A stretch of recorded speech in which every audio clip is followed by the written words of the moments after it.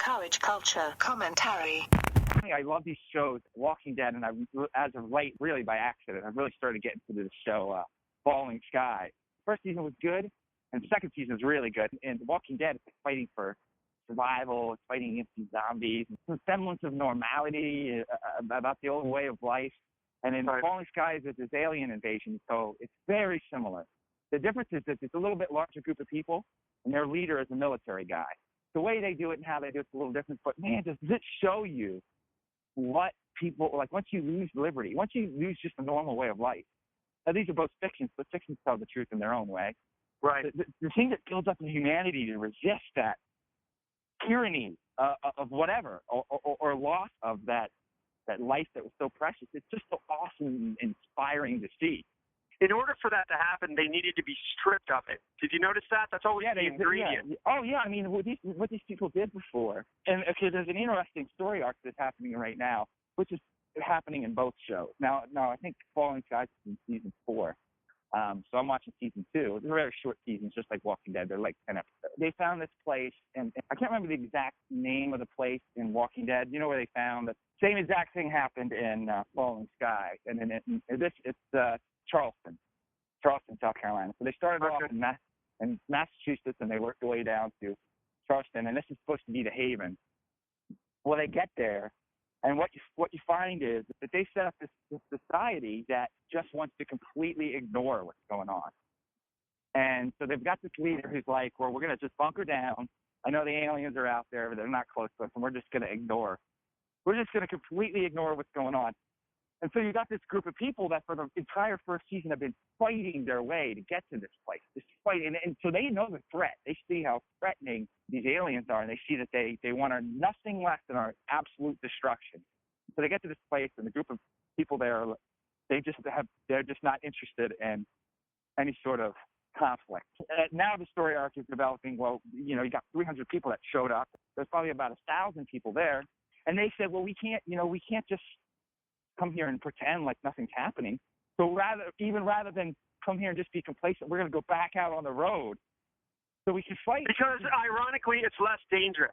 Yeah, well, it's less dangerous. Yeah, because you're not just sitting ducks, but it's also important. You're wasting your existence if you're not fighting. That's very profound.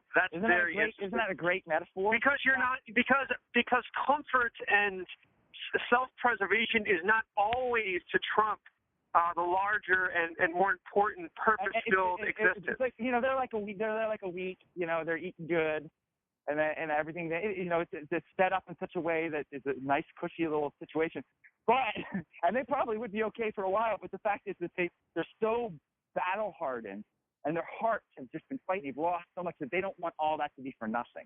They'd rather all go down fighting and possibly eliminate this threat than just ignore it and sit there and get fat.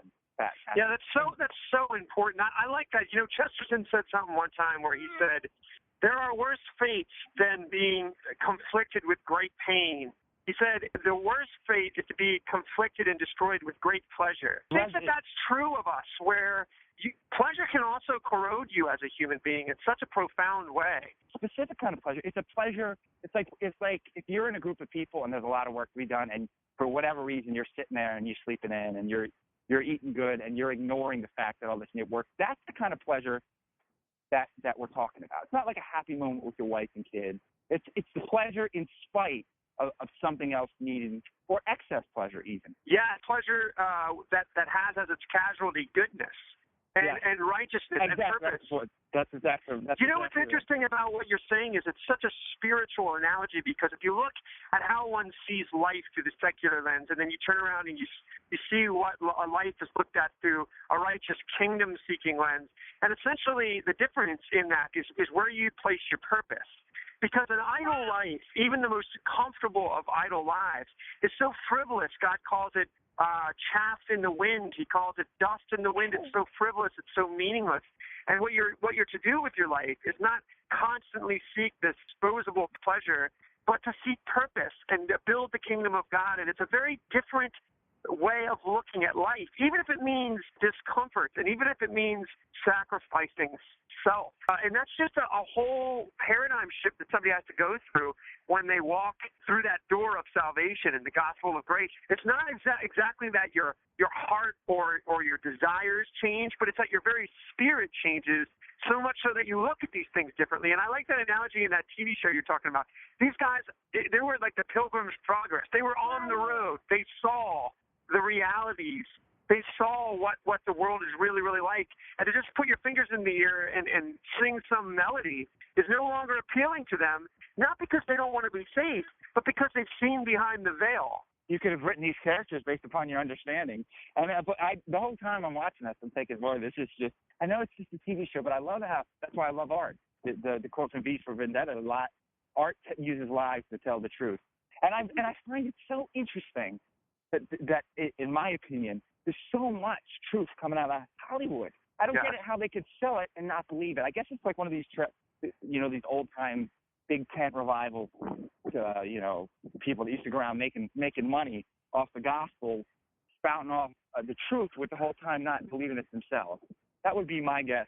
But I think that's a complicated woven web, though, because if you think about it, even you and I know enough about the entertainment business and know enough about how the production of an actual film or TV show takes place, that you do have this element of multi-layers, like a croissant, sort of. You have the guys who are, like, financing it. Then you have the big mouthpieces in Hollywood, which are pretty much just thrown to the left. And you even to some extent, you have these actors, which are pretty much just force-fed lines. And then you have, like, these very, very thoughtful nucleus to the whole thing. And these guys are the screenwriters. These guys are the content creators. I think you can't be good at that without having a certain thoughtful mind. But you also have to exist in this sort of hazy matrix of whatever the entertainment business in the West has become. I don't think that these people are so reflective of Hollywood in every way. I think in order to have a creative mind, you can't do that successfully without seeing nuance and without being thoughtful and without having a far-reaching mind. And I think those people are the reason that we're seeing, a reflection of our time in the art.